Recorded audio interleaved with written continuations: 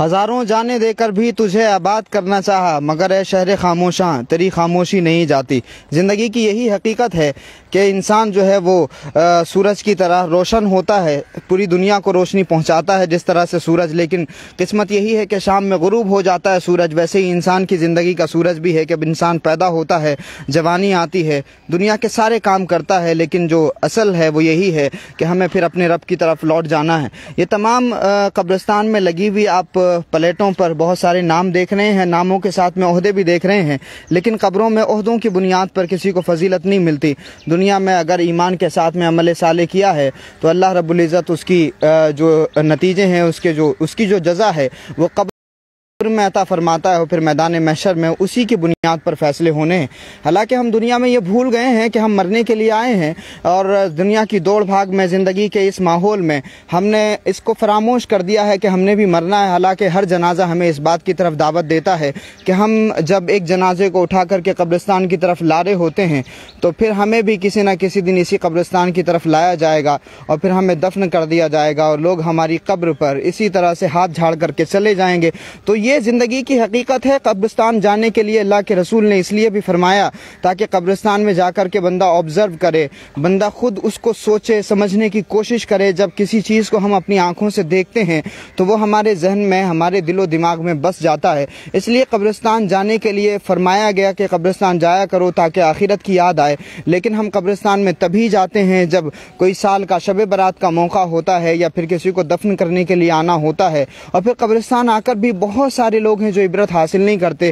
لیکن قابل مبارکباد ہیں وہ لوگ جو قبرستان آتے ہیں اور عبرتیں حاصل کرتے ہیں۔ یاد رکھیے کہ زندگی میں چاہے ہم جو کر لیں، چاہے ہم جتنے بڑے ہو جائیں، لیکن یہ جو فیصلہ ہے اللہ رب العزت کا، کل نفس ذائقۃ الموت، ہر نفس کو موت کا ذائقہ چکھنا ہے، اس فیصلے کو کوئی جو ہے چیلنج نہیں کر سکتا ہے۔ دنیا کا کتنا بڑا آدمی ہو، کتنا بڑا بزنس مین ہو، کتنا بڑا کاروباری ہو، ساری دولتیں رکھی رہ جاتی ہیں انسان کی، کوئی دولت، کوئی پیسہ کام نہیں آتا اس وقت جب انسان کی سانسیں بند ہونے لگتی ہیں اور روح جسم سے جدا ہونے لگتی ہے۔ جب اللہ رب العزت کا فرشتہ انسان کی روح نکالنے کے لیے آ جاتا ہے، پھر اس وقت میں نہ کوئی دولت کام آتی ہے، نہ کوئی عہدہ کام آتا ہے، نہ پیسہ کام آتا ہے، اور پھر وہ انسان جو یہ سوچتا تھا کہ مجھے کبھی نہیں مرنا ہے، وہ ایسے مر جاتا ہے جیسے کبھی جیا ہی نہیں تھا، اور پھر لوگ اس کو فراموش کر دیتے ہیں۔ لیکن بہت سارے بندے ایسے ہوتے ہیں جو اپنی 70-80 سالہ زندگی کو رب کی اطاعت کے لیے گزارتے ہیں، پھر اللہ رب العزت ان کو یہ انعام عطا فرماتا ہے کہ ان کو ہمیشہ کی زندگی عطا فرماتا ہے، پھر لوگ ان کے آستانوں پر جا کر کے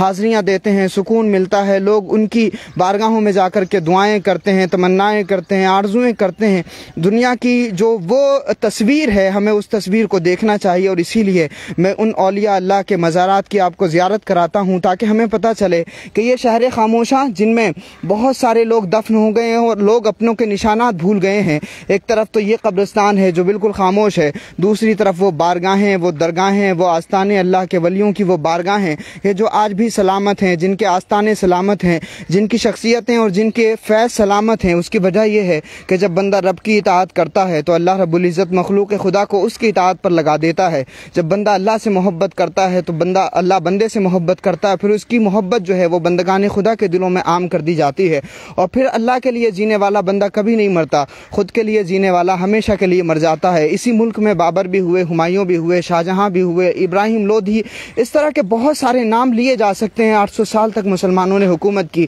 لیکن سروں پر حکومت کرنے والوں کا عرس نہیں منایا جاتا، دلوں پر حکومت کرنے والے بزرگوں کو آج بھی عقیدت اور محبت کا خراج پیش کیا جاتا ہے، ان کے آستانوں پر عرس منائے جاتے ہیں۔ آپ دیکھیے کہ وہ زندگی قابل رشک ہے جو خدا کے لیے جی گئی، وہ زندگی قابل رشک ہے کہ جس نے اپنی زندگی کو اللہ کے لیے گزارا، اور وہ تمام کے تمام لوگ مر گئے جو خود کے لیے جیتے تھے، جو اپنی شان کے لیے، اپنی انا کے لیے، اپنی شوکت کے لیے جیتے تھے۔ تو ہمیں قبرستان میں اس لیے بھی آنا چاہیے تاکہ ہم عبرت حاصل کریں، بار بار آبزرو کریں، ہم یہ دیکھیں کہ جب ہم گناہوں کی طرف جاتے ہیں تو ہماری زندگی میں جو ہے یہ تصور ہی ختم ہو جاتا ہے کہ ہمیں مرنا بھی ہے، اور اسی وجہ سے کہیں نہ کہیں ہم گناہ کی طرف جاتے ہیں۔ تو اگر ہمیں اپنی قبر یاد رہے، ہمیں اپنی آخرت یاد رہے، تو شاید ہم گناہ کرنے سے رک جائیں، اور حرام کھانے سے، حرام کمانے سے، لوگوں کو تکلیف دینے سے، لوگوں کا حق کھانے سے، لوگوں کے ساتھ میں زیادتی کرنے سے، لوگوں پر ظلم کرنے سے ہم رک جائیں۔ اگر ہمیں یہ قبر قبر کی اندھیری اور قبر کی تنگی یاد رہے، یہ قبرستان اگر ہمیں یاد رہے۔ اسی لیے قبرستان بار بار جانا چاہیے انسان کو، تاکہ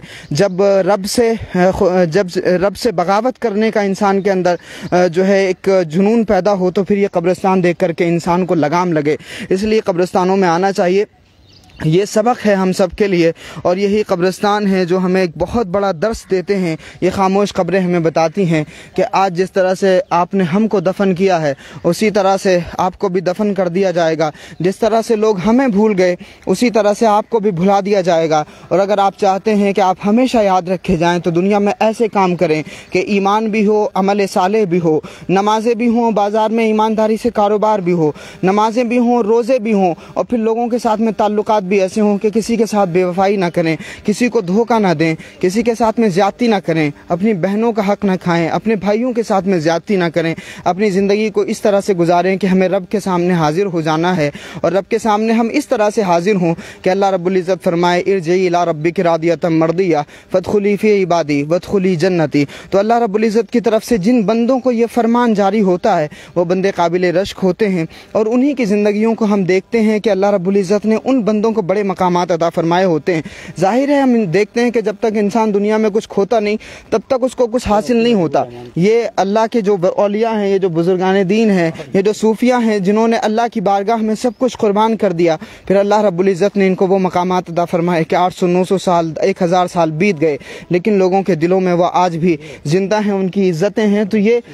ہمیں جو ہے وہ دیکھنا ہے۔ یہ حضرت شیخ طریقت حضرت صوفی غلام نبی عارف اللہ شاہ اشرفی رحمۃ اللہ علیہ ہیں۔ یہ آستانہ بھی ناگپور کے مومن پورہ قبرستان میں ہے۔ تو ان آستانوں کو اور ان قبروں کو دیکھ کر کے ہمیں عبرت حاصل کرنی چاہیے کہ جو اللہ کے لیے اپنی زندگی کو رمضان جیسا پابند کر لیتا ہے، اللہ رب العزت اس کی موت کو عید جیسا کر دیتا ہے، اور جو لوگ اپنے لیے جیتے ہیں ان کے نشانات بھی مٹ جاتے ہیں۔ 40ویں تک لوگ ان کو یاد رکھتے ہیں۔ اس لیے ہمیں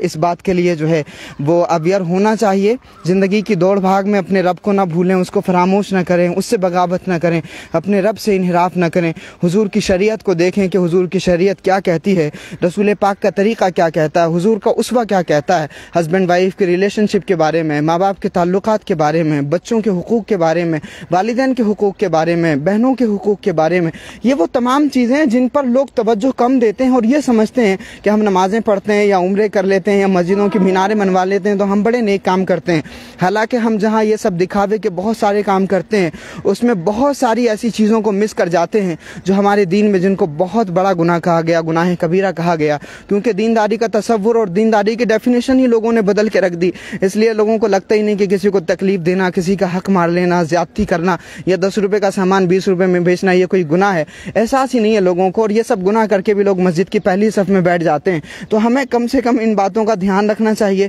باتیں کڑوی ضرور ہیں، لیکن انشاءاللہ ان باتوں کا اثر اگر ہم نے لیا تو ہماری آخرت اور دنیا بہت بہتر ہوگی۔ ان تمام باتوں کے ساتھ میں گزارش کرتا ہوں کہ اس ویڈیو کو لوگوں کے ساتھ میں ضرور ساجھا کریں۔ السلام علیکم ورحمۃ اللہ۔